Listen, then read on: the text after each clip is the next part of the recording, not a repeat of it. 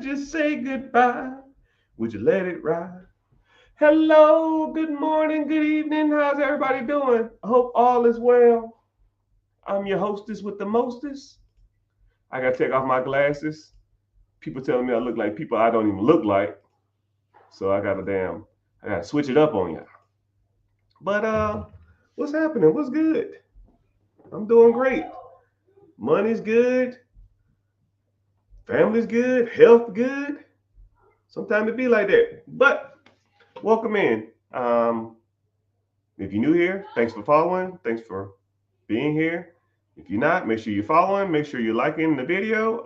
I'm streaming over all social media platforms, two Facebook accounts, YouTube, a Twitch, Twitter, and an Instagram account. So and on YouTube. So if anybody says anything other, I don't have a lot of accounts. I always get people messaging me talking about how many accounts do I have. Generally, you only see me on one account. And if you want to head over from YouTube, if you want to head over from all them other social media platforms, click the link in the bio. First, sign up for the free class. I have a free webinar that's I try to do it every Wednesday, but I just turn it on and just try to show up. But if it's not a lot of people in there, I'll just cancel it. But I always try to be host a Wednesday class and talks about if you want to ever get into like coaching, mentorship, credit, investing, buying a business, buying cash flow producing assets, storage units, Airbnb. If you want to get into buying a business, if you want to get into real estate, wholesaling, bird dogging, syndication, uh, Section 8, Sub 2, any of that stuff, we talk about all that type of stuff. So if you're ever interested in that, just come through and go to the free webinar, link in the bio, or go to therichgetricher.com and you can search that way, which the website never works. You have to put like HTTPS or whatever that crap is. I don't know. I ain't worried about it. Anyways, so subject of the day, I guess, is somebody asked me about a IUL, life insurance policy. And you know what I think about that? Why don't I like life insurance policies that are IUL? So I'm gonna kind of break it down and I'm gonna kind of get through it, but I don't want to talk about this hard subject too much. But ILU is an insurance policy that you pay into, and then once you pay into it for so many years, then you can produce cash back or you can get cash back on your policy, which I kind of see the benefit or the reason why it can be so enticing because a lot of people feel like, man, I gotta have life insurance, and if I paying for life insurance and it pays me or let me borrow money against it in the future, then I'm not pretty much just throwing my money away. Almost like car insurance. I hate life insurance or car insurance because I feel like you're just throwing your money away. You put your money into it, and if you don't have a rate, you don't get your money back, which is kind of bull crap. But IULs is you put your money into the system, and after so much time, you can pay into you get your money back. Okay, that's that insurance policy, right? But I'm gonna talk about some other insurance policies before I move forward, so we can kind of learn. You have what's called term insurance, and you have whole life. Term life insurance covers a term on a predetermined amount. So let's say if you wanted term life insurance for 10 years or 5 years or 8 years or 15 years or 20 years, it's over that amount of section. How you doing? Welcome in, welcome in. So for example, let's say if you had term life insurance and your term life insurance policy is over 10 years. Term typically is 10 years. So I like to use the term 10-year thing, right? So it only covers over that 10 years. So if you're 25, when you're 35, the insurance policy expires. So you can either renew it for another 10 years or you can just be done with it. Also, then you have what's called whole life. It's exactly what it sounds like. It's over your whole life. So whenever you buy the insurance policy, if you buy it at 25, you keep it until you die. Okay? So, it's pretty self-explanatory. You buy it, you keep it your whole life. When you die, your kids or whoever get a policy. Okay, so with that being said, you have those three policies. You got one that you pay into, and in the future you can borrow against it as like a loan to yourself. The other one is just stays your whole life, and then the other one is term over a certain amount of time. So let's start talking about the prices of some of these, because that is one of the deciding factors on which one I'm gonna do. Let's say if you get term life insurance, you're 25, I'll say 30 years old, 30-year-old male, decent shape. That term life insurance be over the next 10 years, probably be something in the range of $50 a month for a $150,000 policy, maybe 200,000. I'll make it $200,000. $200,000 policy, $50, 10 years, every month for 10 years. It's relatively cheaper because a lot of people think the insurance company knows that the odds of you dying between 30 and 40 are slim. So they'll take a chance on that. Okay. Then you have what's called whole life. Whole life. So it's over the next, you're 30 years old, you might live to be 75 over the next 45 years if you're 30. So now they know, wow, this guy is with us for life. We're going to take this policy, and we're pretty much going to have to try to make our money out of this guy until he's, he's going to be with us for life. So we're going to charge a little more. So now that policy, instead of $50 a month, because it's not over the next 10 years, it's over the next 45 years, they're going to charge you about $1.50. 125, 135, 150. I'll just make it 150 just to make it easier. For the same $200,000. Okay? For the same $200,000. 150 to 50, that's a big difference. But the average person, they're just like, okay, I keep it for the rest of my life, but in 10 years, I don't have to renew it. But what's crazy about term, if you go that 10 years, now you're 40. Now your policy going to go up. Now it's going to be like, $120 for the next 10 years. So 40 to 50 is 110. But at 50, they know you're going to die soon. So now your insurance policy is damn near $250, maybe $300 for half the amount. You know what I mean? So you can take a chance, or you can go ahead and get whole life. But the term will be more expensive as you go along. Okay. Next is IULs, or the insurance policy you pay into, and you borrow money against it after 3, 4, 5, 6, 7 years, or whatever it is. Anybody want to take a guess? If you was 30 years old and you wanted an insurance policy that's $200,000 or $300,000 that you can borrow against in 5 years or 10 years or something like that. If you want to throw a number out and you tell me what you think the policy costs. If a term next 10 years is 50, whole life at 30 is about 125 to 150.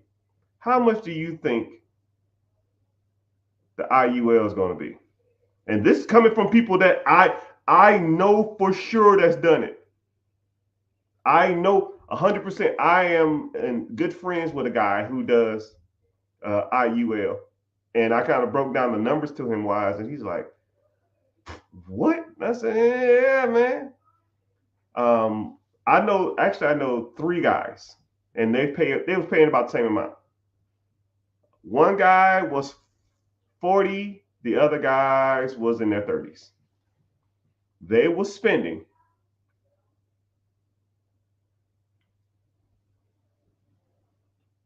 $900 to $1,200 a month for an insurance policy that they can borrow against.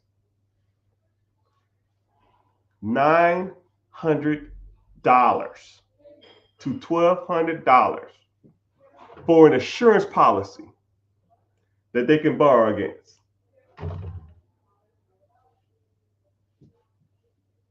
So now we know what we get. Now we know the cost. Which one is more beneficial? Is it more beneficial to pay $150 for the rest of my life And an insurance policy, they're going to pay me $250,000 when I'm dead. Or is it more beneficial to invest the 50 in insurance policy for the next 10 years and do something else with the money? Or is it more beneficial to pay $900 to $1,200 a month and be able to borrow against it in 5, 10, 15, in next 5, 10 years? So what I did is I broke it down numbers wise, because, regardless of what person's trying to sell me this crap or what insurance company's trying to tell me this or tell me that, at the end of the day, it's just numbers. It's just numbers. First of all, what I'll do is, real quick, I'll take the whole life versus term. $50 versus $150. Okay. Let's say you start at 30. Okay. 30 years old. You have zero in the pot. 30 years old. Let's say you live to be 70. I don't damn know. 70. So that's 40 years, right? After 40 years, if you just got term life insurance and the extra $100 a month you put into the policy for the next 40 years, okay? You got term life insurance, you put the $100 extra into a retirement account or ETF, mutual fund, IRA, something like that. The $100 after 40 years a month, $100 a month for 40 years, you will have in that index fund, if you invest in the S&P 500 average, you will have $1.9 million.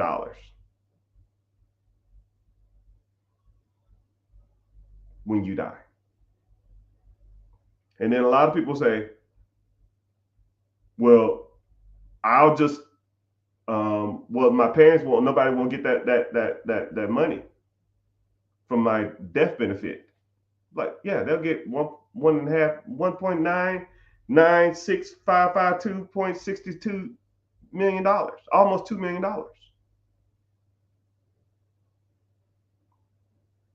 And let's do this.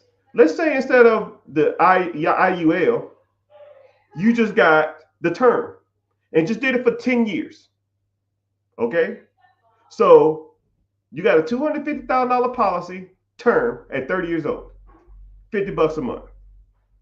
And instead of you putting the $1,200 to a IUL, whatever the hell that shit is, let's say you took the $1,150 difference and you invested it yourself for just the 10 years. Just the 10 years. So now you invest in $1,150 for 10 years. Over that 10-year period, it will be $300,000, $302,000. But your life insurance policy is worth $200,000, $250,000. But you took the extra $1,000 and you invested it. So now you're 40 with $300,000. And then your term life insurance expired. So you can either do this. You can get more term life insurance, or you can just give your family the $304,000 if you die. Or you can keep paying $1,200 into a pot to borrow money from an account. Borrow from an account, mother trucker, borrow from yourself. You made $300,000 in 10 years by putting up $1,000 a month. Why would you borrow from a company? You pretty much made your own UIL. Now you can borrow against your retirement account. You can borrow against your stock. I don't know if you know that. You can go to the bank and say, hey man, I got $304,000 in an ETF or a mutual fund or a stock or whatever the hell you put this in. I'm gonna use it for collateral for a loan. Well, how much you need? Well, how much you giving? We can give you 90% of the value. 90% of $300,000 is $270,000. So now you get a loan from the bank for $270,000 while keeping your $304,000 in the account. So now you got $304,000 in the account. That's still gonna be making interest. So I'll put 304 for the next 20 years because you're not touching it. You don't have to contribute nothing else. You're done contributing with that to that shit. When you're 40 to 60,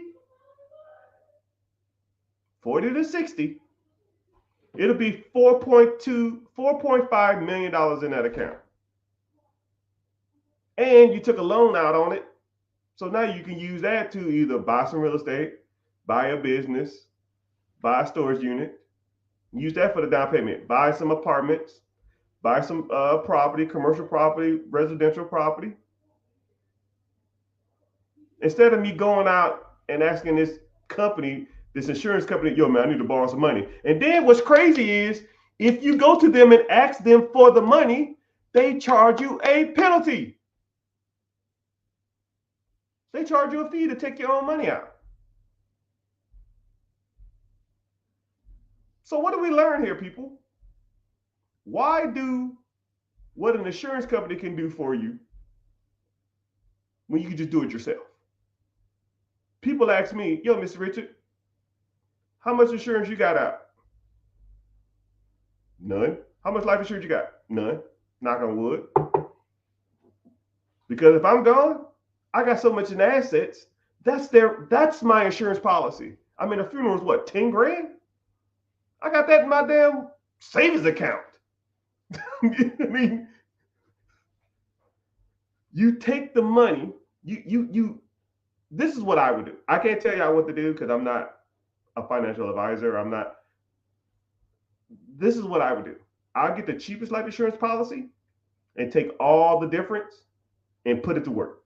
Real estate, mutual funds, ETFs, stocks, whatever. Working on my credit, building my business credit. That's what I would do. Take all the money that I make, get the cheapest life insurance policy, and then when that term life insurance is up, it should be, if you did it right, it should be the equivalent of what your life insurance policy would have been after that 10 years, if you did it right. But a lot of people don't know where to start. A lot of people don't know how to do it. A lot of people get nervous. A lot of people get scared. Or a lot of people feel like life trumps lifetime decisions, which is kind of crazy. I mean, I have that debate with people all the time. Is that people will tell me, yo, man, I had, $37,000 saved up. I had $100,000 saved up. I had $43,000 saved up. But XYZ happened. No, that just shows me you're not disciplined. I mean, I guess shit happens, but shit always happens. Shit happens to rich people. Shit happens to middle class people. Shit happens to lower class people. The only difference is rich people and wealthy people, they don't sell the barn. They don't sell the car to pay for gas. We don't sell the barn to buy a cow. I mean, that's about as simple as it gets. And I hate to be a butthole about it, but I'll see people that'll say, yo, man, I had a whole bunch of savings, but my car is about to get repoed. Man, that car. Buy another one. There's hundreds of car dealerships down the street. Well, I don't want to mess up my credit. I mean, you spend $40,000 so your credit don't get messed up. We can fix your credit. We can't all of a sudden gain $50,000. Unless it's a foreclosure on your house, most stuff can be fixed, right? Because you got equity in the house and you need a place to live. If it ain't a foreclosure on your house, don't sell the farm. Don't sell the car for gas money. Don't sell the baby for diapers. It's about as simple as it gets when it comes to that type of stuff. It's just about discipline and being consistent. That's it. But I don't want to harp on that subject too much longer. But that's just my personal opinion on life insurance. If you start buying stuff that makes you enough money whenever you're gone, the amount of money you're making or have money amount of money you've made will outweigh most life insurance policies. Now they might got to pay some capital gains tax or some sales tax or something on that when they sell it, unless you set it up right. Let's say if you have that $300,000, you put it into account over the next 20 years. Now you got $4.5 million. Why don't you put that in a living revocable trust? Now that money is in a trust, and your spouse and your kids are the beneficiaries of that trust. So now, whenever you do pass away, now that lawyer or that arbitrary or that judge won't seize that asset. You can tell them, hey, man, piss off. This account is set up properly. And then you receive interest on that $4.5 million a year, which is $566,000. $566,000 at 60 years old every year for the rest of your life. And when you're gone, your spouse will get $577,000 a year for the rest of their lives. And then your kids will get $577,000 for the rest of their life. Then their kids' kids get $577,000 for the rest of their lives because you put it up in a trust.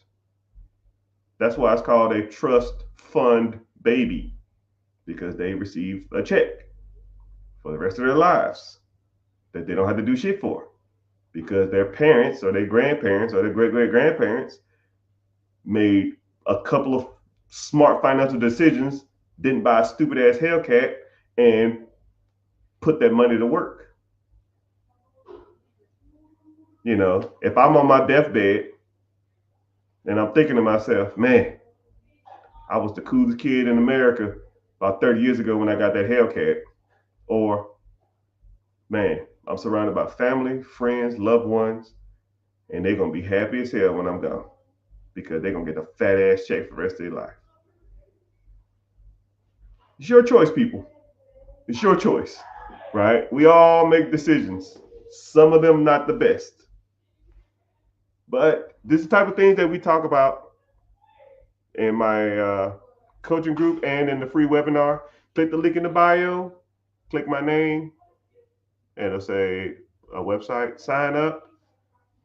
It's coming up here soon, so sign up and I'll see you there. If you like talking about this type of stuff, I'll sit here and talk about money all day. So I mean, but that's just my opinion on life insurance policy, right? If you have a bulletproof trust fund that's in an ETF, you can almost get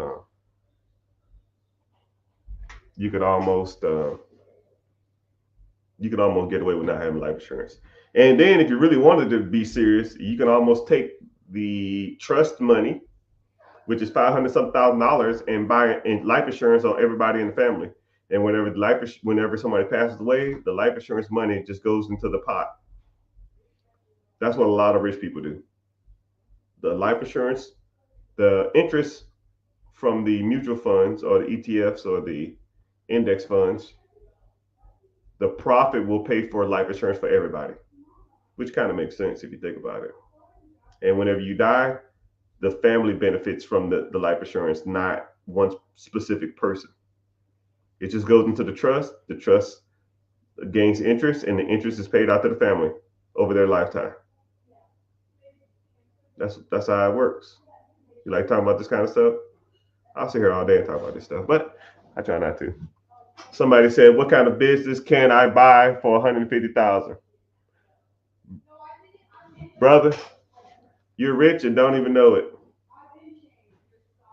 Hey, y'all loud. The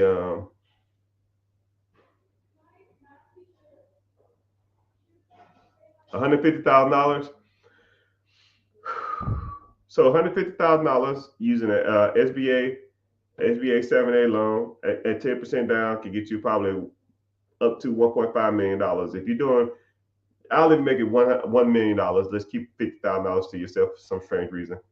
If you do it right, you can use $100,000. If you do it even righter, which is not even a word, you can do it $50,000.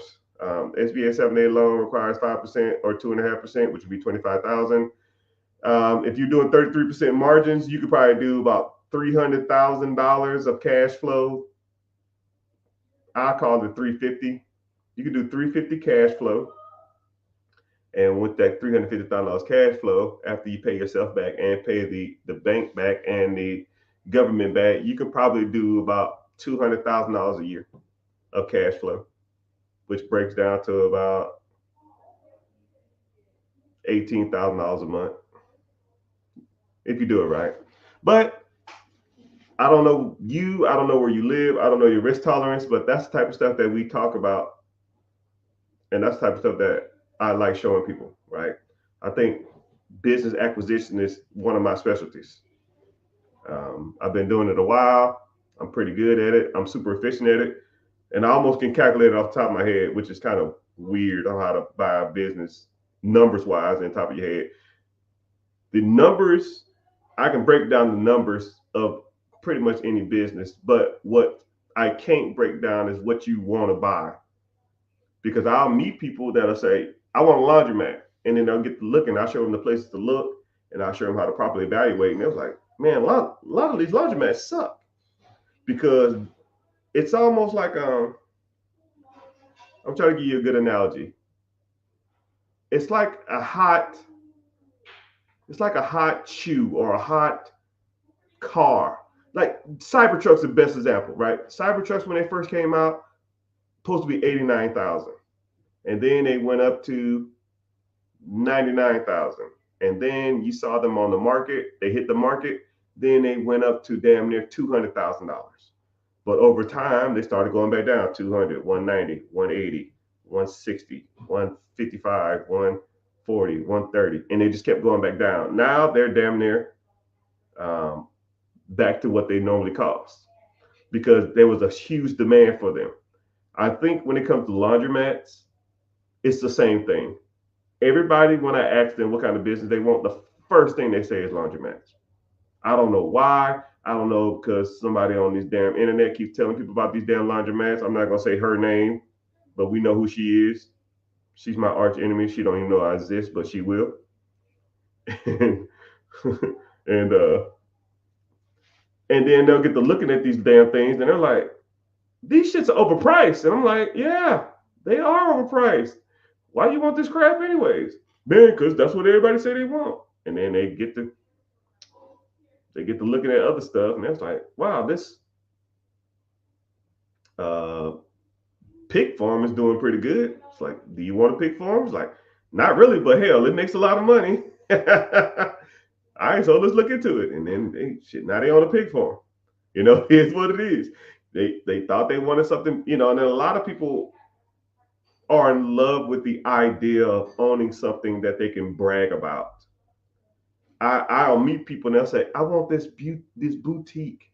I want this nail salon. I want a dry cleaners. Oh, I want a laundromat. I want a vegan juice bar. And I'm like, do you really want a vegan juice bar? Or you just want to tell people you got a vegan juice bar? Do you really want a laundromat? Or you just want to tell people you have a laundromat? Because I think a lot of times people will just say they want some stuff, but they really don't want it. They're just saying it because they think it's cool to have it, not the fact that they really want it. You know, if I told you statistically, dry cleaners make more money than laundromats, but dry cleaners like, I want a dry cleaner.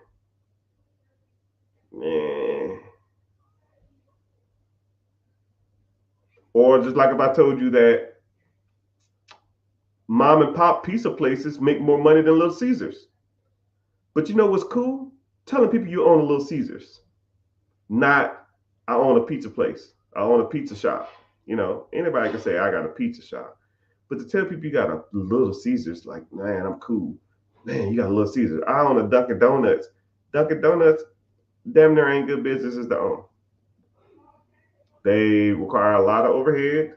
The franchises take a lot of money, and the profitabilities aren't that high. They're not that good. But people want to tell people I own a Dunkin' Donuts. I go in here every week. I get my frap latte.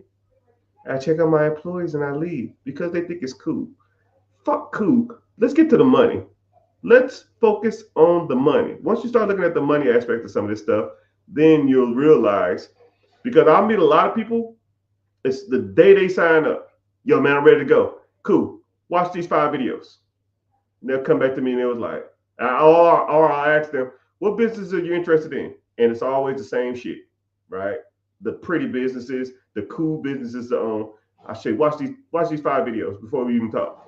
They'll watch the 5 videos and they're like, yeah, what business are you interested in now? Shit, I don't even know, man. Your whole perspective will change because you'll look at them things and like, these aren't even that good. People just buy them because they think they're cool, but they're really not. But you got to learn that type of stuff. Say word, word.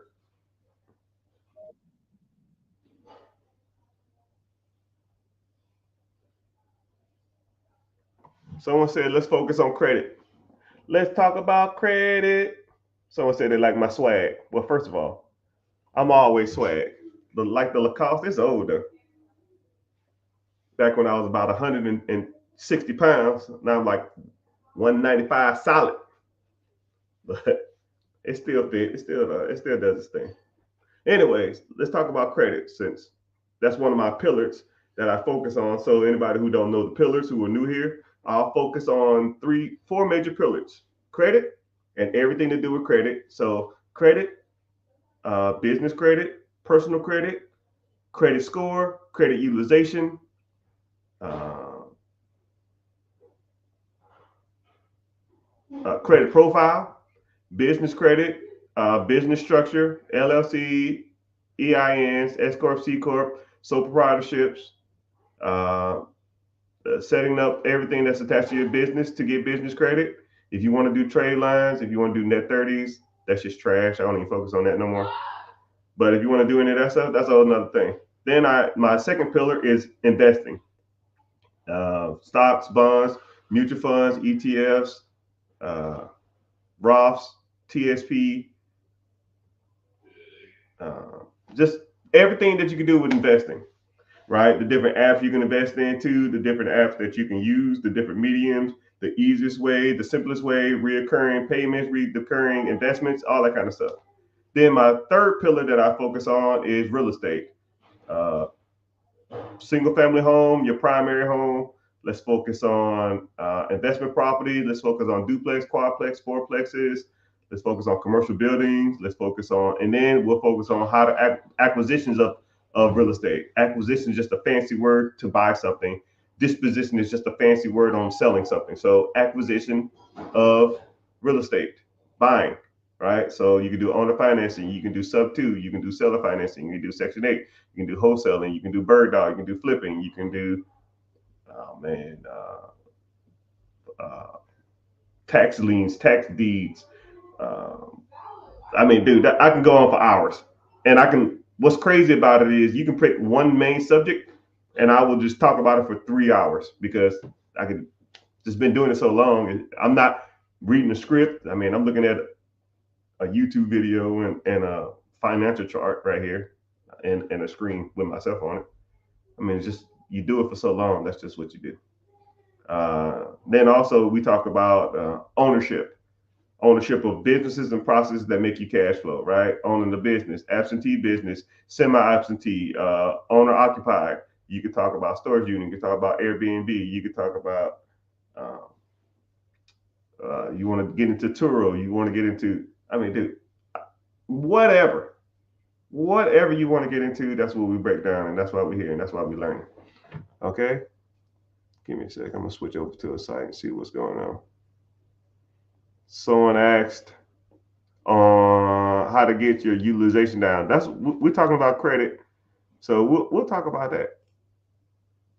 So whenever it comes to credit, you have different credit factors, and you know what's cool is I had a guy asking me this a while back, and I kind of broke it down for him in a similar style, and he was like, "Damn, that shit was right," because I did exactly what you said, and my score shot up. And I was like, "I don't have to lie. I mean, this is just the way it works." You know, a lot of people, you know, in most of these segments don't talk about what you need to be doing. They just kind of like gatekeep and then trying to then sell you the game, which I gotta respect their hustle, but a lot of times you can just look this stuff up. You just don't know where to go to look for this stuff, and I just been, a lot of misinformation out there. So, anyways, whenever you focus in on your credit, you have two sides of your credit, right? You have credit profile, and then you have your credit score. Your credit score is just a reflection of your overall credit health, but your credit profile is how much credit you have to, how much credit do you have out amongst other people, right? If someone has a $300 credit card and someone has a $300,000 credit card, well, I won't say 300, a $30,000 credit card, the credit profile of the guy with the $30,000 is stronger than the guy with $300. So you need to work on them both. You need to work on your credit score, and you need to work on your credit profile, credit utilization. So you have debt to income ratio and you have credit utilization. So you gotta know the difference between that too. Credit utilization, debt to income ratio is more so for like buying houses or buying cars, more so housing. It's just how much money you bring in versus how much debt you have.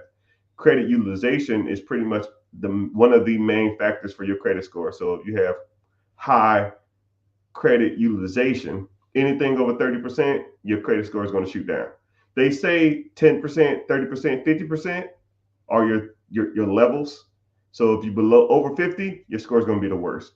Anything below 50 but above 30 is going to be a little better, but still not that good. Anything below 30, you're going to start getting a little better credit score. Anything below 10, your score on utilization wise is maxed out.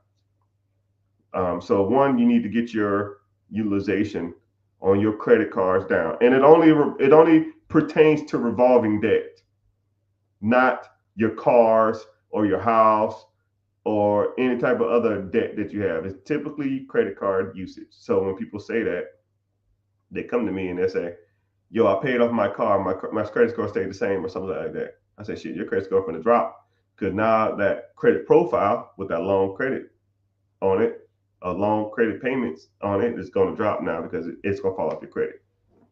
So, or that account is going to be closed. But you should have just took the extra money and paid down your credit card bills. Well, how much credit card bills you got? Well, I owe $10,000. Well, what's your balances? 15,000. Well, that makes you 66%. 66% is higher than 50. You got to get below 50, then below 30, and then below 10. Right? I don't care if you pick up extra hours at your job. I don't care if you start a side hustle, which I can help you with that. I don't care if you start a little side business and making extra money. I don't care. But you got to get some extra money coming in because that's how you get it done. Okay. So whenever you talk about credit, that's the type of thing you focus on. I do offer credit repair because if you do whatever else, the other stuff that's on your credit profile is credit, negative inquiries. So delinquencies, late payments, repos, medical bills, baby mama payments, or some shit like that. If that stuff on your credit and you haven't been paying on it, then you have to get those stuff off. Which there's consumer laws that help you fight to get some of that stuff off, right? Which you can do it yourself, or I can help you do it. So if you're interested in credit repair, click the link in the bio, join the free, I think it's Be Your Own Boss class. Sign up, and I'll see you there. All right. But someone said,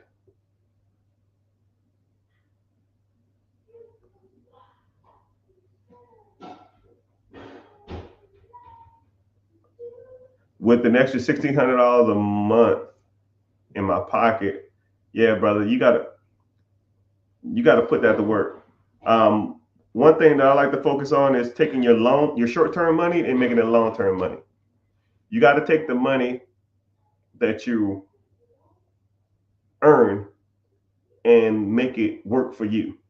If a dollar comes into your house, you can either do one or two things with it. You can take it, you can go spend it, or you can train it or put it somewhere else to go out and go find more money. Right? And then after 5 months, 6 months, 3 months, whatever the hell you do, it's going to come back. It's going to have a buddy and a girlfriend and some couple kids. And you're like, hey, what's going on? I like your little family, but let's go out and make more babies. Send them back out. Or you can just take it and spend it on some bullshit and it's gone. So, and then a lot of people always talk about I have no extra money. Everybody has extra money. Everybody. If I looked at your finances, I can look at your debit card statements for the last 4 or 5 months, and I will rip that shit up. I'll get a highlighter and highlight every bullshit expense that you spent on it. And like, don't lie to me because I don't care, right? How many times you ate out this month? It's, how many times you ate out in the last 30 days? Some people I know eat out every day. When I was in the military, I know people that ate out every day. Every day. I have one buddy, I'm not gonna say his name. He might be watching, which I doubt, but he ate out 2 to 3 times a day. And he said he hated the way home cooked food tastes. But I tell you what, he was broke 5 days before payday. Every payday. We got paid the 1st and the 15th. It'd be like the 14th. It'd be like the 10th. Hey, rich man, I need like $100 to the 15th. I was like, yo, man, you just gonna go out and buy food, man. He's like, yo, I can't, man. I can't eat this, man. I said, and then it wasn't even like McDonald's, right? I can understand if he was like, let me get a quarter pound, like a McDouble and a small fry. No, that dude was going out getting like hibachi chicken and Mongolian chicken and, shrimp hibiscus and all kind. I was like, bro, you eating lobster tails, man? Of course. And he didn't learn. Some people don't. But I promise you, I can look at a lot of y'all finances and find money. Second thing is entertainment. Going out to eat. I wouldn't say going out to eat. Going to the movies, going to the clubs, going to the bars, sports gambling, Netflix, Hulu, Disney Plus,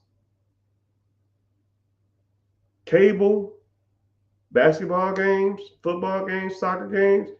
Well, Mr. Rich, I'm going to be bored as hell. You want to be bored and rich or broke as hell and living your best life? You pick your struggle. You can complain about being broke or you can complain about being bored. I'm bored all day long. I'm the boringest person you'll ever meet. I go nowheres. I does nothing. You know what I do for fun? I got an electric bicycle and I drive up and down my street when I'm bored. Sounds like fun, right? I wake up, I go to the gym, I come home, freshen up, talk to the missus a little bit.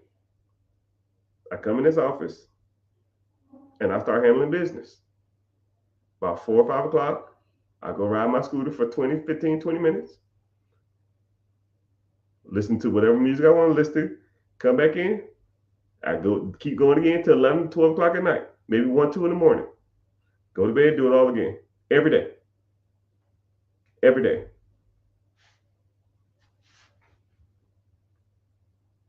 Every day.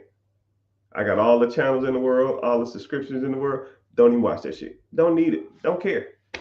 Because my objective is not that. I've been living below my means so long that when I do have the opportunities and the affordability to do it, you're not going to want to do it. Right? But I tell you what, when LeBron James or somebody coming to town or Kansas City Chiefs coming to town or something, oh man, I want to see Patrick Mahomes. I go to the missus and say, yo, go get Chiefs tickets. She already know where we're going.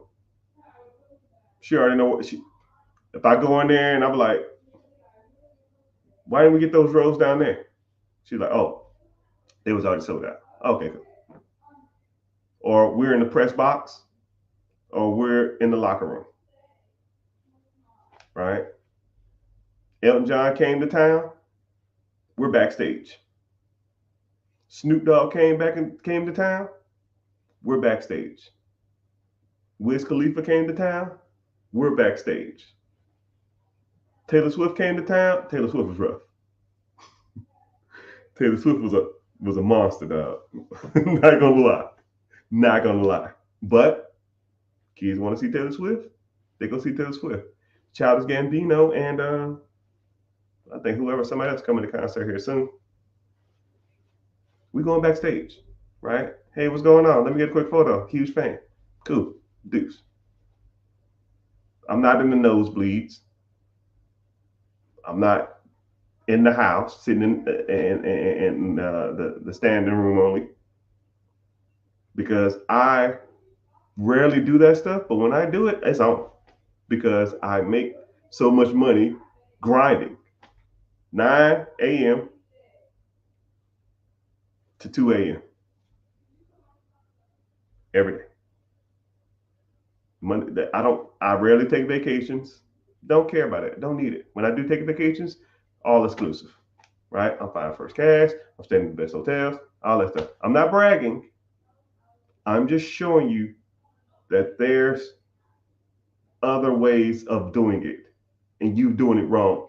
You're working to live mediocre versus working to invest to make more money to live your wildest dreams. You're doing it right, but you're missing a few steps. So the average person walks in my door, I'm gonna look at them and say, how much money you make a year? I make $50,000. Cool. Let me see your expenses. How much money you got saved up? Nothing. How much investments you got? Nothing. Well, why aren't you investing? I don't have enough. Cool. Let me look at your finances. It says here you got a $1,200 pickup truck. Yeah, I need a vehicle to get back and forth to work. A $1,200 pickup truck? Okay, cool. Your spouse got a vehicle too. Yeah. She worked? No. Well, how much is her car payment? This is Durango. It's $400 a month. So you spend $1,600 a month in car payments. Yeah, that's $22,000 a year. Let's say you put that $22,000 a year into an ETF, wait 10 years, it'll be almost $500,000. Is your car worth $500,000? You driving that fucking truck is worth $500,000 in 10 years from now. You say yes. I say hell no. There ain't a car in the world that's worth $500,000 driving. It ain't enough cool points in the world for somebody that don't even know me to say, man, you're a cool guy. I love your car. I don't give a shit what you think about my car. You don't see the hours that I put in to drive that shit. Right? It ain't worth it. It ain't worth it. And besides, what's crazy about really cool cars, people all want to do is lean on your cars and take pictures and fuck with it. It's annoying. But I'm rambling. I am rambling. So let's get to some preguntas, questions. The moral of the story is, people, that y'all all have fat that y'all can cut. But I don't think a lot of people want to do that. I think a lot of people they like the ideal of being an entrepreneur. They like the ideal of being wealthy and rich, but they don't want to put in the work. But one thing about me, anybody who's in the program or anybody who does a one-on-one with me or anyone that does a consultation with me or anybody that ever meets me, and I'm a deep dive and I'm gonna just look at you like this.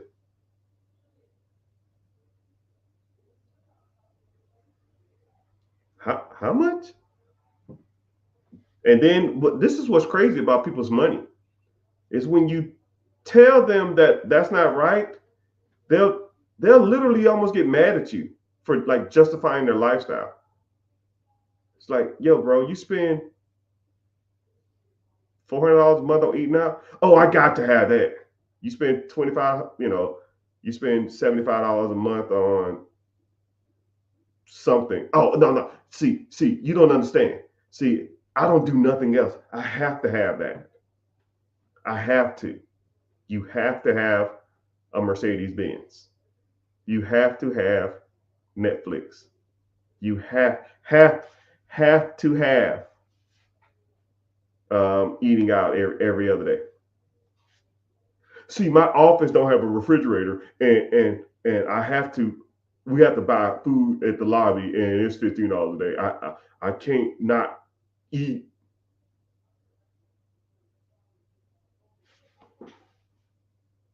Because the bad part about it is, for those who don't know me, I'm going to give you a quick synopsis if y'all new here.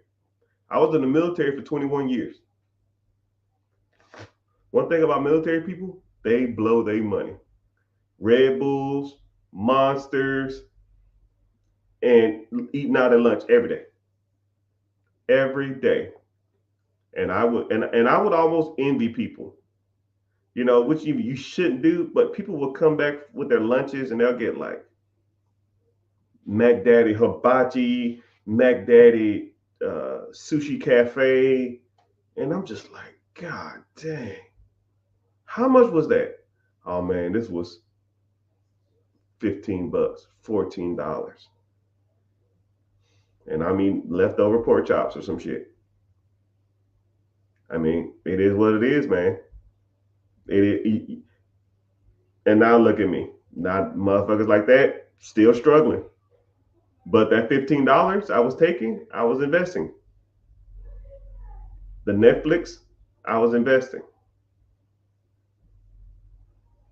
The cable, I was investing. The NFL package, oh, I gotta watch sports. ESPN package, I'll be investing.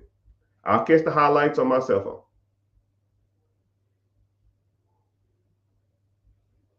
Okay, you missed the game. So then what? Now, this is what's crazy.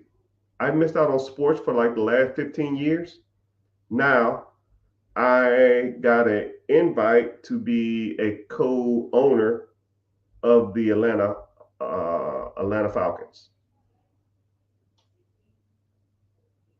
Now I can go to every game for free. It's crazy. It's crazy work. Crazy work. You want to watch the games and be cool, or you want to be a co-owner of the team?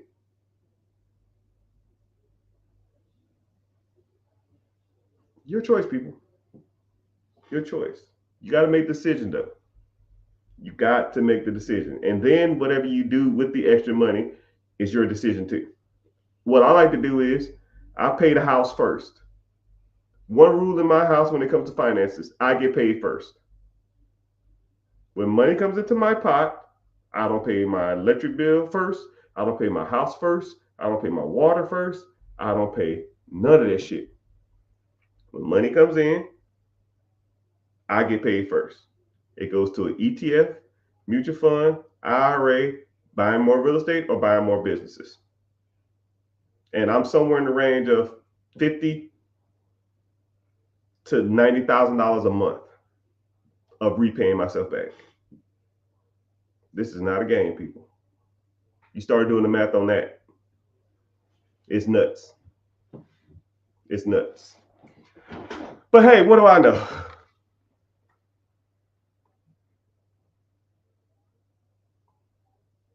What do you think of 401ks? 401ks are good. 401ks, if they match, I always get into a pissing match whenever people talk about 401ks. So,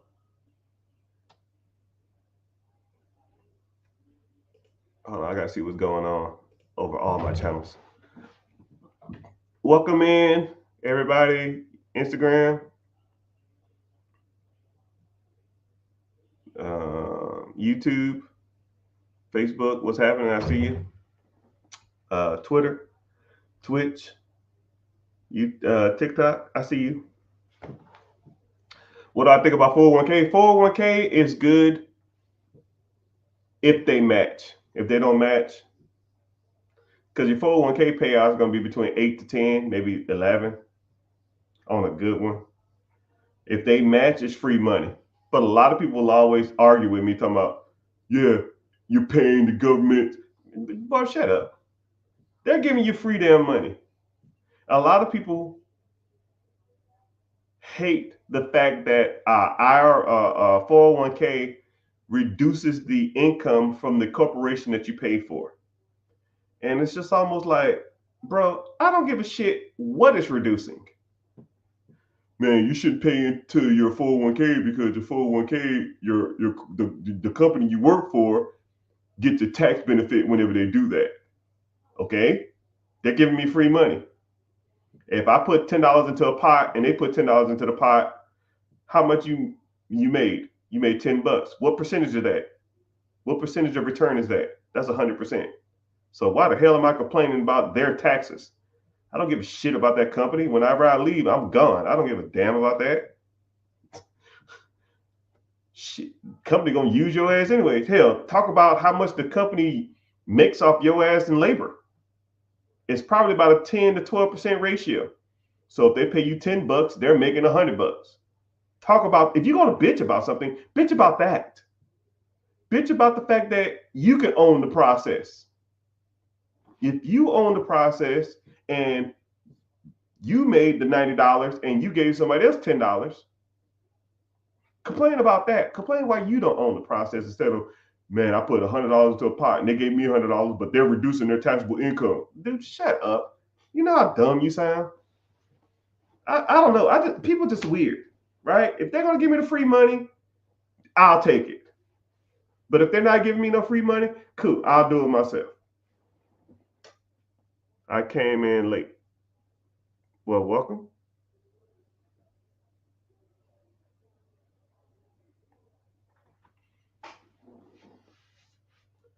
Do you think it's a good idea?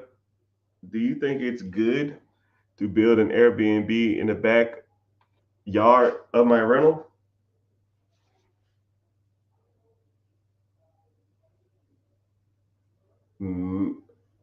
Maybe. Depends on how cheap you can build it. You know, Airbnbs are kind of washed up. This is just my personal opinion. I give it a few years, man, and these industries are going to dry up. They're probably not going to dry up, but they're not going to be as dominant as they was. Airbnb, VRBO, and Turo, because these companies have projections, and when they don't meet their projections, they raise their prices. And when they raise their prices, the consumer and the host feel the pinch. And then it becomes to a point where it's not worth it.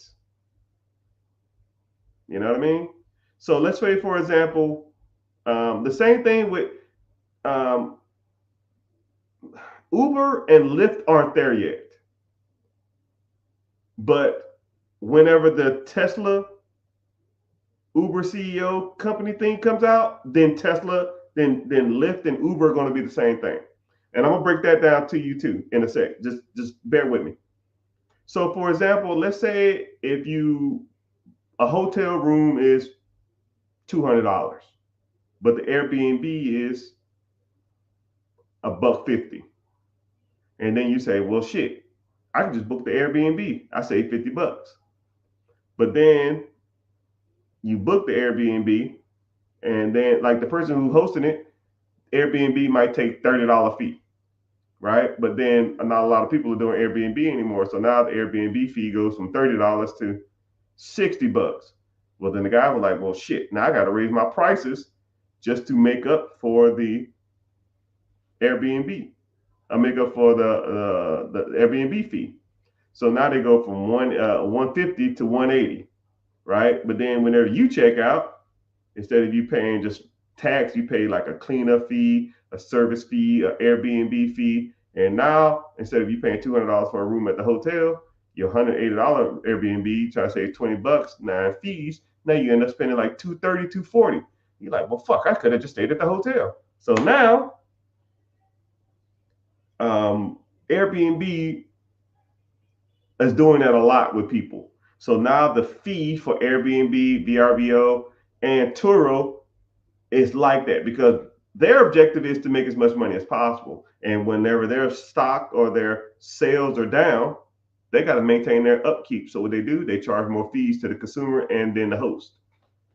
And from what I've gathered from a lot of people who own a lot of Airbnb or either a lot of Turo cars, a lot of people aren't going to the sites anymore. The same thing with Turo. People aren't renting there anymore or not renting there as much because one, Turo, I mean, think about it. How often do you see Turo? How often do you see Turo commercials or advertisement? I don't see any. So people aren't even using that app, and then they're overpriced. So you know, so now people aren't using them as much. They got to raise their prices. I think Turo. I get Turo about a year and a half, 2 years. I think Turo's gonna be dead. That's just my personal opinion. And would you cry if I told you that lie? Would you say goodbye? Would you let it whine? Someone said, could I turn 100K into $1 million without waiting 30 years? Yeah. If you put 10% down on $1 million business and the business is worth $1 million, now it turned into $1 million. You do that in 2 months. But a lot of people focus on the wrong thing. And I'm gonna break this down for y'all, man. And I hope whoever's listening take notes. If you don't listen to shit I say, listen to this. The amount of money that you have is irrelevant. It's just a number. It's just a vanity metric. I'll even make it super easy. Having $1 million is like having 15 cars.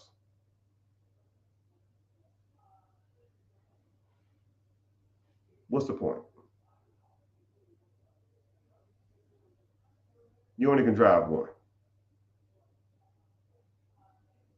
But the one you drive the most, how is it benefiting your life? Okay? I just use that as an example, but I'll explain what I'm saying.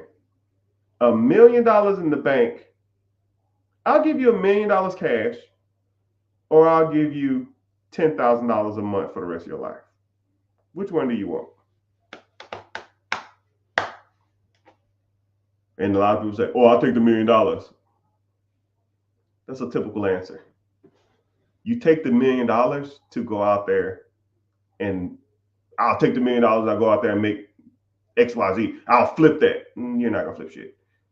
I'll go out there and do this and do this and do this. Why go out there and do it when it's already done for you?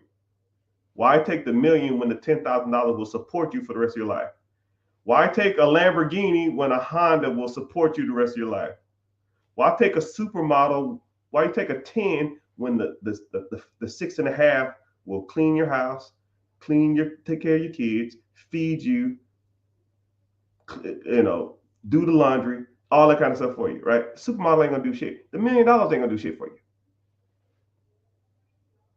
The $10,000 will feed you for the rest of your fucking life. For the rest of your life. Most people can live off $10,000 a month. I can't live off $10,000. Bro, shut up. You're living off $10,000 a month now. It'll probably damn near be double your income. So, moral of the story is, individual stated, how do I turn 100K into $1 million? Better question. How do you turn 100K into a paycheck that you can live off of for the rest of your life? Fuck the $1 million. Now, if you want to get into that, that's my specialty. You hang with me, start rolling with me for about a month, you'll see a clear path. You just got to do it. You will see a clear path.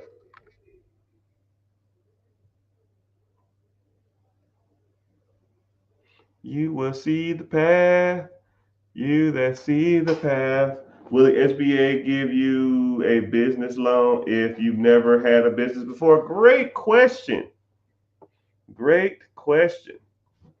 The answer is yes. Yes, they will give you a business loan without owning a business before. You just got to prove to them that they're going to get their money back. It's like anything, man. If you know what you're doing, and you know what you're talking about, and it makes financial sense, and you talk to the right people, yes, you can get a business loan without owning a business. But they do like you to have experience in the industry that you're purchasing in. And the SBA, so there's multiple different types of SBA loans. More than likely, you're talking about buying an existing business. If you're buying an existing business and you have no experience running that business, there's ways around that. So you just got to know how to do it.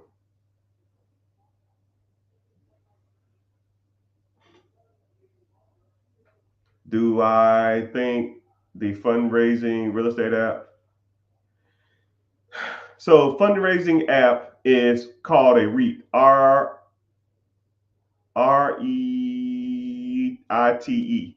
So what that means is I give them money. They put into a pot. They go buy some real estate. The cash flow comes in, and they pay me some dividend or pay me some interest.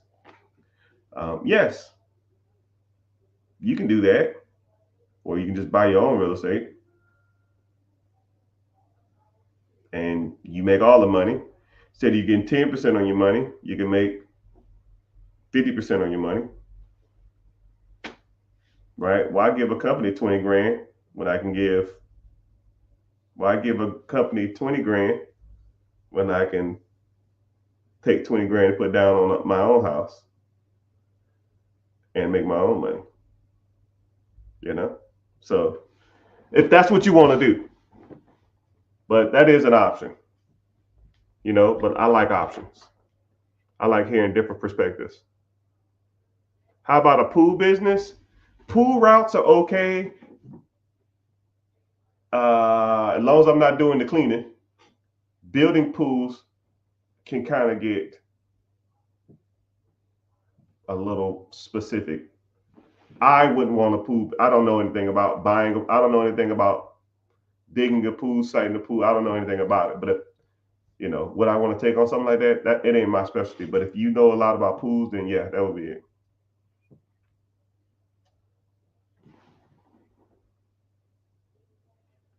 Someone says, I'm so busy watching the live, I never thought to ask you how much the classes are. So I have a free class coming up. The link in the bio. You there? Yeah, I see you. How are you? I'm not to say your name. SEH something. I don't know. I see you on Twitch. I appreciate you being here. Someone said, oh, so it just depends on what you interested in. I have different programs. I have different classes. I have different stuff. So if you want to click the link in the bio, join the free class. It should be joining. It should be you are great. No, you're great. I'm from I grew up all in the South. Louisiana, Tennessee, Texas, South Carolina, Georgia, Florida. I never really lived anywhere north of Kentucky. And I never will. I hate the cold weather. Are you talking about the classes that I offer? I don't know where you're looking at it from, but either click the link in the bio, join the free class, and then I talk about, real estate, businesses, credit, getting business funding, um, investing. I mean, we do it all, right? I'm the one-stop shop, which that's what I should change my name. I used to not be the one-stop shop, but I just got tired of people asking me how to do stuff in certain realms, so I just started doing it like that.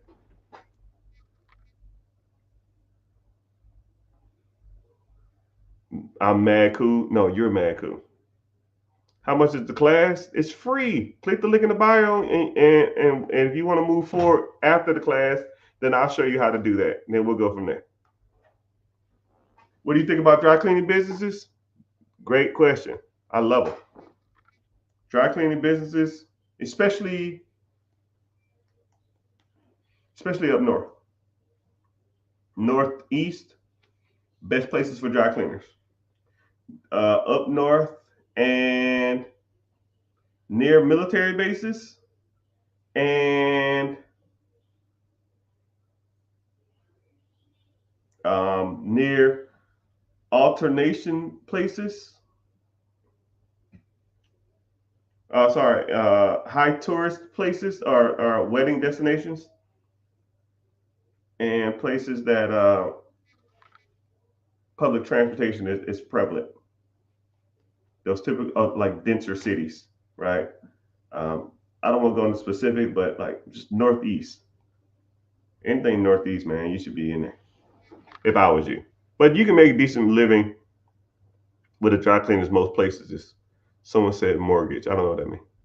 What's going on? Always with the facts. Of course, I'm always with the facts, man. That's what I try to do. Mm.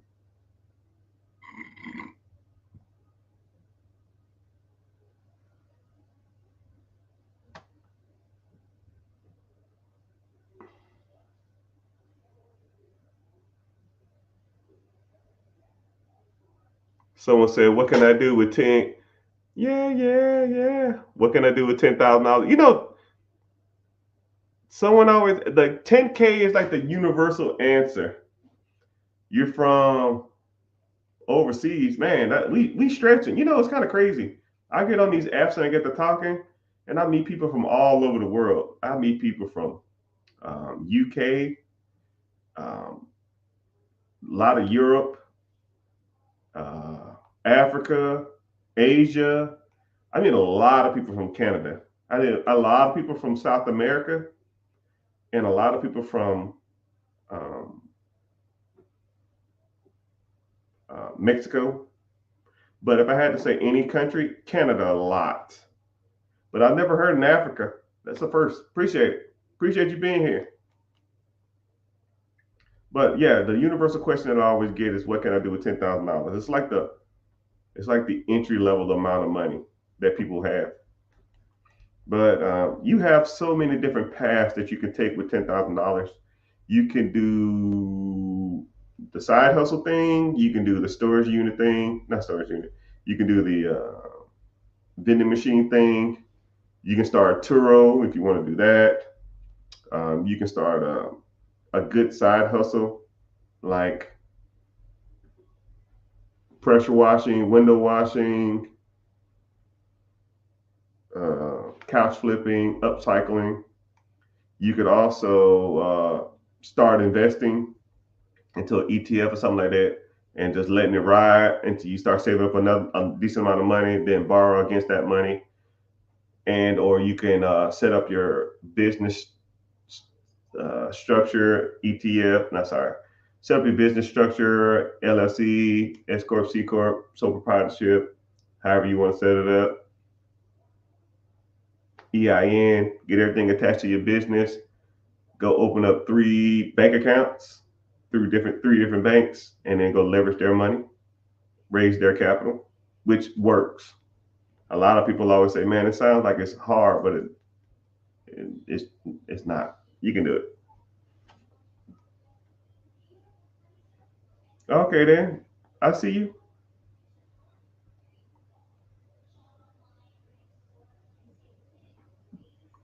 But welcome in. I don't get a lot of people from Twitch though.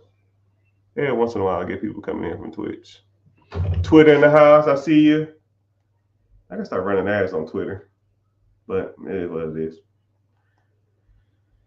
I gotta start posting more on Twitter too, but it's another story.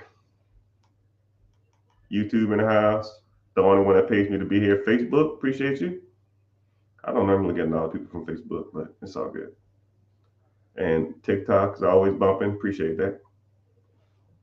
But yeah, you could do a lot with.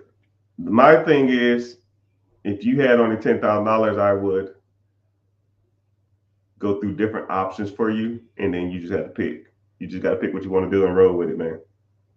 Because $10,000 is a decent amount of money, but it's not a lot of money, right? You might can even find a business that you can buy, but why buy a $100,000 business with $10,000 down when you can buy $1 million business with $100,000 down because you leveraged and went out there and raised capital.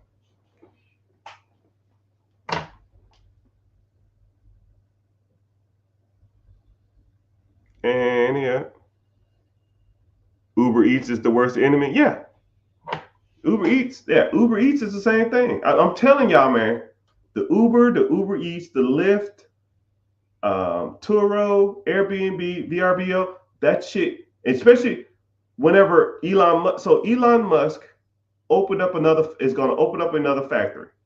Okay, I'm pre-calling this. When it happens, 5, 6, 7, 10 years from now, you're like, damn, that black mother clucker was on it. They're opening up. The CEO of Lyft, is it Lyft or Uber, left the company to start a business with Elon Musk. Elon Musk is opening up a new facility that is going to specialize in self-driving cars. So let's think about it. Elon Musk, self-driving cars, opening up a facility just to build cars that drive themselves, and working with the technology of Uber or Lyft to find the people. So let me get this straight. This man is going to be building cars. And then this is where it's going to get really good. He's going to get the technology to build self-driving cars. The cars are going to be go pick somebody up and drop somebody off. And now the middleman that they have to pay for the driver, they don't have to have that no more. And this is where it gets good. Let's say if you have a car and you drive your car to work and you work from 8 to 5. Let's say if you turn your car onto like money mode or whatever hell you want to call it. Now your car, instead of sitting there, it has the self-driving capability in it. Now it goes around town and pick up people and drop people off while you're at work. So now you go to work while your car works for you.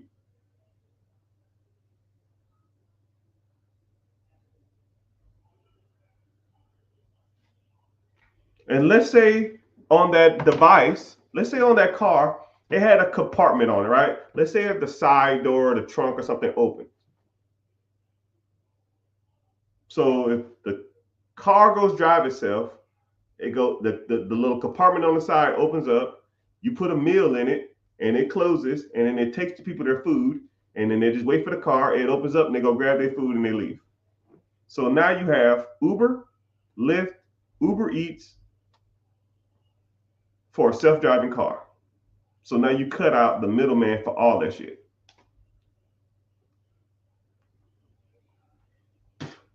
Think it's a game. Think it's a game. These people ain't out here playing around with this stuff, man. That whole industry's going to get disrupted, especially if you're an Uber driver or a Lyft driver. They're going to come for you. 5 years from now, you won't have a job.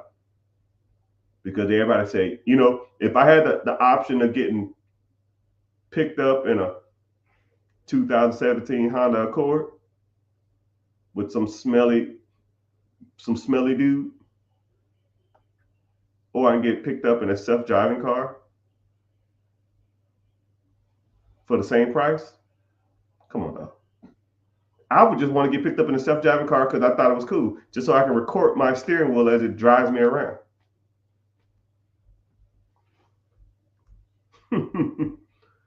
Oh, buddy. Well, y'all ain't got a clue, man. Y'all don't got a clue. What was my MOS? MOS is Army and Marines. I was Air Force, so I was a 2 Alpha. 2 Alpha maintenance.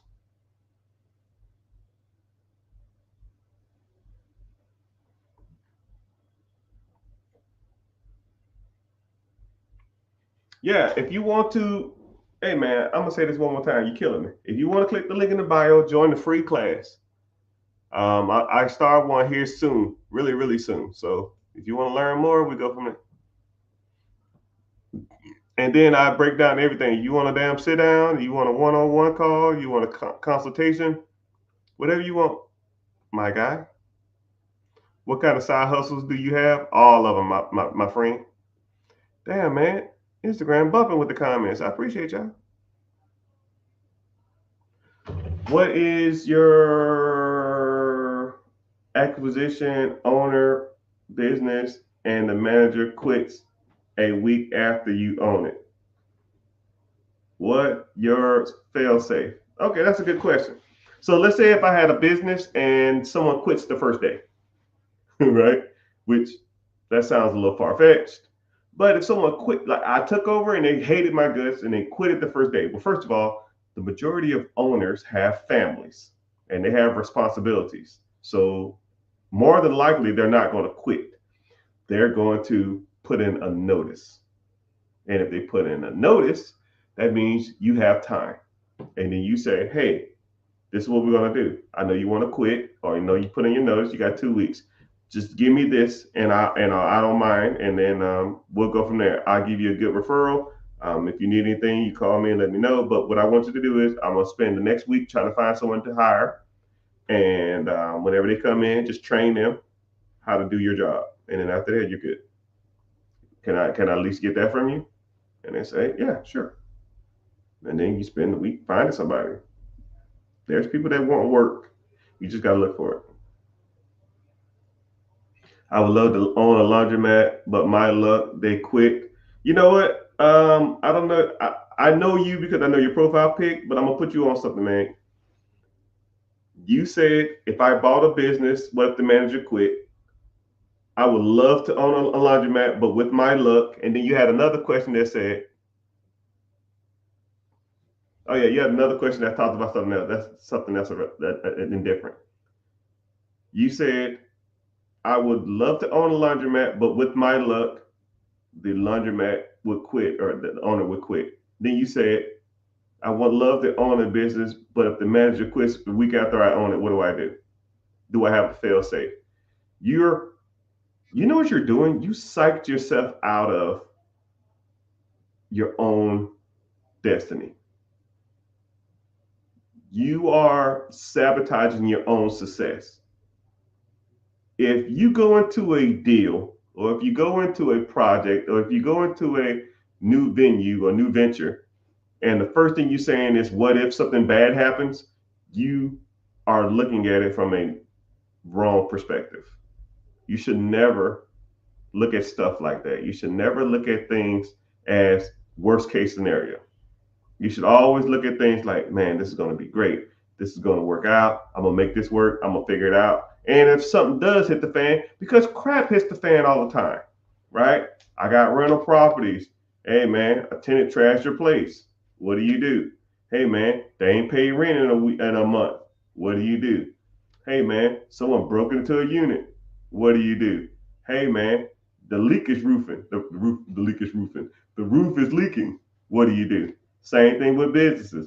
Hey, man, uh, we don't have enough inventory to service this. Hey, man, we your main sales associate quit. Hey, man, uh, the our payroll software is acting up. The people won't get paid for 48 hours. You know, stuff happens. You adjust. You figure it out. You reach into your bag of smarts and then you get to it. You know? I mean, say if your payroll software stopped working for 48 hours, what would y'all do? Give me some answers. You see what I'm saying? Just use your brain for more than a hat rack. Pay them out of pocket. Pay them out of petty cash. You know, tell them that there's an issue and that does anybody have anything pressing, or give them a incentive for being patient. You know what I mean? I mean, it's more than one way to skin a cat. Don't ever think of stuff like that as like the know all be all. You there? Yes. Are you replying? I reply to all sides. All your comments on one feed. It's kind of weird, which I wish I could show you what I see. I have everybody's stuff in one single file line. It's not just you. It's all the people. So on my side of the screen, which is right here, I have a list of everybody that's coming in. Everybody from YouTube, TikTok, Twitch, Facebook, Instagram, and TikTok. You know what I mean?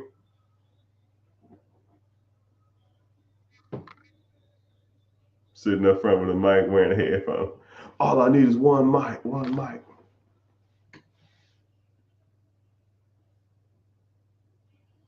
Only thing I've had to have was money for bills and to keep my family afloat. Yeah, but I'm sure if I really looked at your finances, you probably could either be making more money and or be cutting the fat. You have unnecessary expenses. But some people, and I get it, some people don't make that much money. And if you don't make that much money, then you need to start doing stuff that makes more money. Let's say if you had a part-time job at the Dollar Tree, I don't know. Let's say you're making $10 an hour, you're working 25 hours a week, that's $250 a week. After taxes, you bringing home $200, that's $800 a week. Right? First of all, you're working part-time, you got a lot of time on your hand. What are you doing in your extra time to make more money? If the answer is nothing, then we have a problem. You need a side hustle, a side business. You babysitting. Go walk dogs. Go mow somebody's grass. People are lazy, and people will pay for your laziness. People will pay you to let them be lazy. Like one thing about me, I hate cutting grass. I hate it. It's just a waste of time to me. So I pay a guy $100 to cut my grass. Right? It takes me 3 hours. And why sit on and mow my grass every week for $3? I can just pay somebody $100 and save my 3 hours. I stopped watching sports 5 years ago. The amount of time you get back is insane. You'd be surprised at how much time you save by not spending on dumb stuff. What's a good platform to invest in? There's tons, man. Robinhood, Webull, Stash, TD Ameritrade. There's tons. Depends on what you want to do. Depends on your preference, though. Sometimes you go straight to the brokerage house and invest straight through them.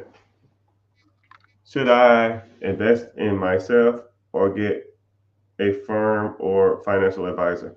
Well, first of all, I don't like financial advisors. They're trash.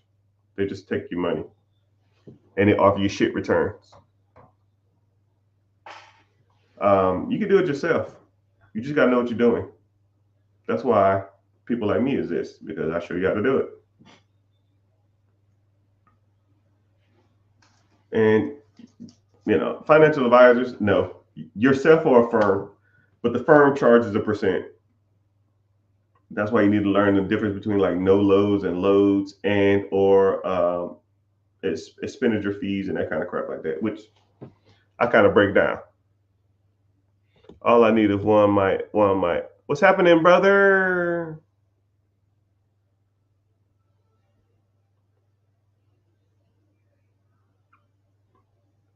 Somebody said, I love my Lexus, but it's worth it to me. Let me see your profile pics. All right, my guy. Let me see.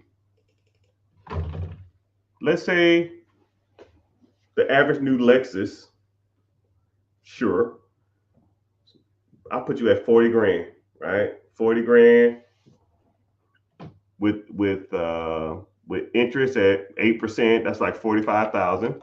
Say word, $45,000 times 12.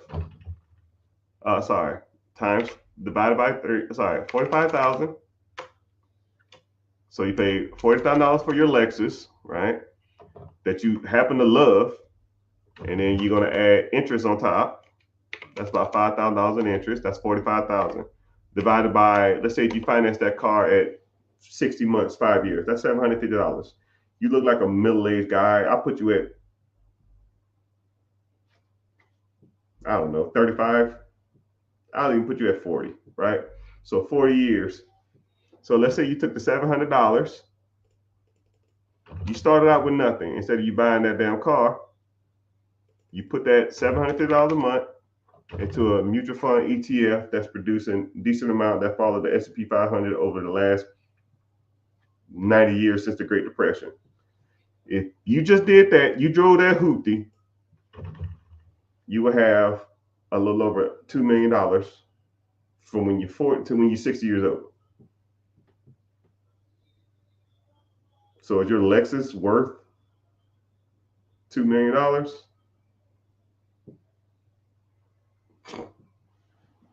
I'd rather be cool at the bank. I'll be cool in the Cayman Islands than be cool in a car. I don't know about you.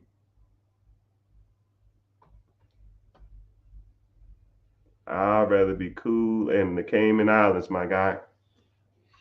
I got 50K and a decent credit score. Yeah, your credit score is decent. You got to almost focus. Your credit is almost like right on the cusp. You probably got high utilization or something, but something there is like weird. 50K, you can do some work with 50K though.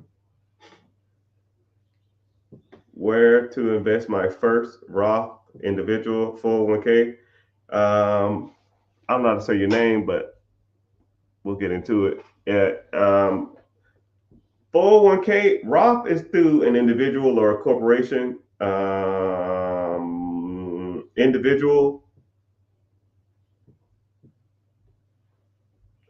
retirement account. You're saying the same thing twice. A Roth is an individual retirement account. An individual account is a retirement account. It's a Roth. Or you're talking about a traditional, not an individual. Traditional is not tax deferred. Roth is tax deferred, and a 401k is through your job. Roth and traditional, you do. 401k, your job does. So you need to go to your job and ask, do y'all offer a 401k? If they say no, then you don't get a 401k then. You go through an IRA or a traditional. Traditional, you pay taxes when you take it out. Roth, you don't pay taxes, or you pay taxes up front and then you don't pay taxes when you pull it out. It's post-tax money versus pre-tax money. But that's a good question.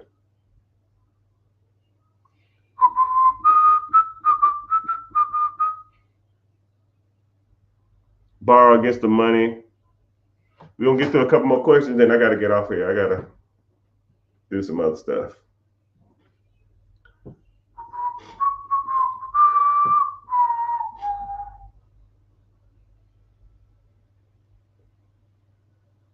Borrow against your money in the stock market, didn't know that was possible? Yeah. What? Okay, I put like this. Individuals say borrowing against your money in the stock market. I didn't know that was possible. How the hell you think Elon Musk bought Tesla? Bought Twitter or X? You think Elon Musk, say Twitter sold for $40 billion. You think Elon Musk wrote a check for $40 billion? No. You think he sold $40 billion worth of Tesla stocks to buy it? No. He can't even do that. They won't let you do that. If you own a lot of shares of a major corporation, you got to announce that shit like in years in advance, and you only can sell so much stock at so much time. So what people do is, who have a large amount of money, they loan you money against your shares. And the money that he loaned, he said, yo, I want to buy Twitter. It's $40 billion. I need a $40 billion loan. And all these major corporations, Charles Schwab, Fidelity, Merrill Lynch, Goldman Sachs, whoever, they said, well, I'll put $10 billion on it. I'll put $4 billion on it. I'll put $6 billion on it, because they know they're going to get a lot of interest from this dude. Let's say they all put all this money together. He got the $40 billion. He bought Twitter, and the payment on that is probably 0.5% or some crap in interest.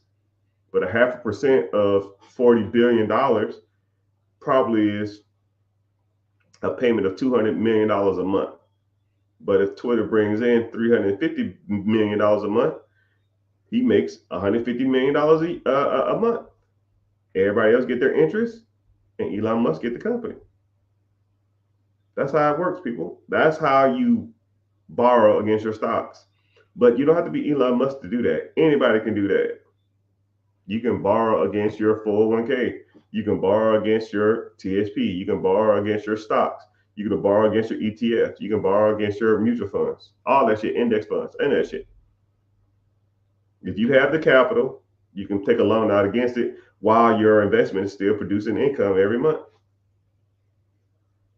And if you do it right, now your income that you bought, you use that money to get something to make more money, and now that pot just keeps feeding itself. And that's how you do it. And that's how it's done. If you having money problems, I feel bad for you, son. I got 99 problems and money ain't one. Hit me.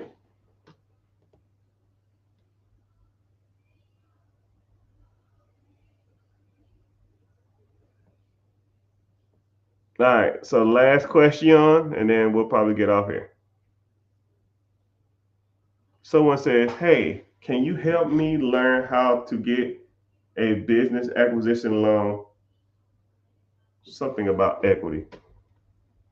Without equity? But you kind of lost me on the last part. But yeah, that's one of my specialties.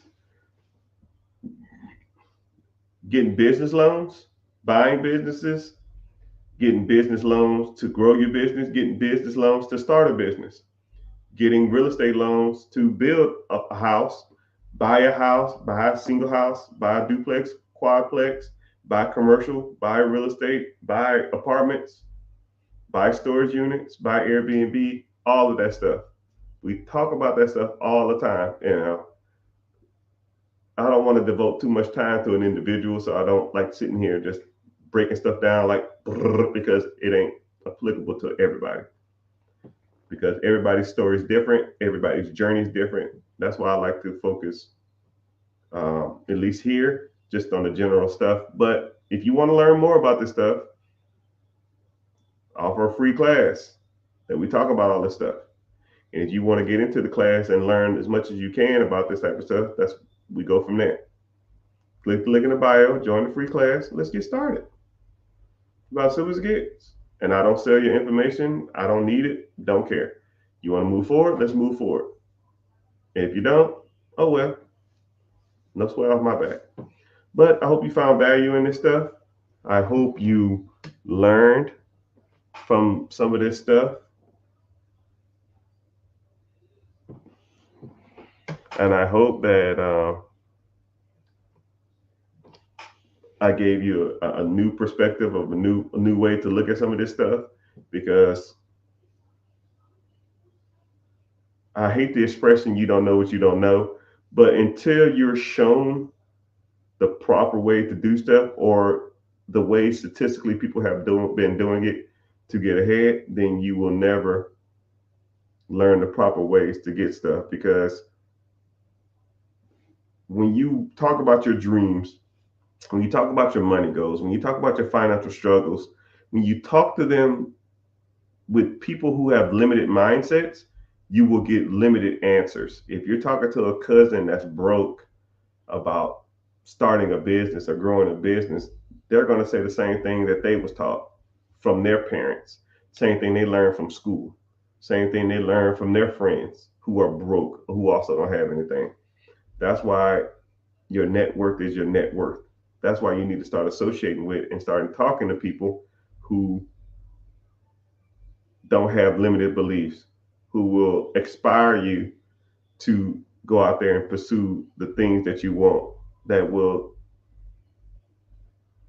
can help you and aid you and point you in the right direction on how to get that next level. Because um, we've all had mentors, we've all learned the game from somebody, and you or I are no exceptions. Someone taught me a lot of this. Someone needs to teach you a lot of this stuff, because we've been taught wrong in school. They don't even talk about anything about investing or real estate or compound interest or ETFs or any of that stuff. A lot of this stuff, terminology you don't not, probably never even heard of. It seems like every time I say like key words or certain words, they're like IULs. What the hell is that? ETFs. What the hell is that? Brokerage account. What the hell is that? Index fund. What the hell is that? Uh, term life insurance. What the hell is that? Uh, bird dogging. What the hell is that? Bird strategy. What is that? Because it's almost like I'm lifting off the blinders and I'm trying to get you into a better place because terminology you never heard of is because I'm speaking to a person who's limited in their financial literacy. But once you start learning this stuff and I start talking, everything starts to make sense. You know, I, I'll even give you a quick thing and then I'm out. When I meet people for the first time, I'll give them a 10-question test and I'll ask them these 10 questions. Nobody gets it right. Everybody fails. And then I give them about a 2-hour lecture. And then I'll say, okay, cool, let's take this test again. I wouldn't even give them the answers. I'll just say, what's the answer to this? And they say, I don't know. I don't know. I don't know. I was like, yeah, you failed. Hour lecture, 2-hour lecture. And then I ask them the same questions again. 90, 100%. Because you just don't know what you don't know. You have to learn these skills. These skills are taking notes always. Yeah, you have to, you got to learn this stuff because no one's going to teach you.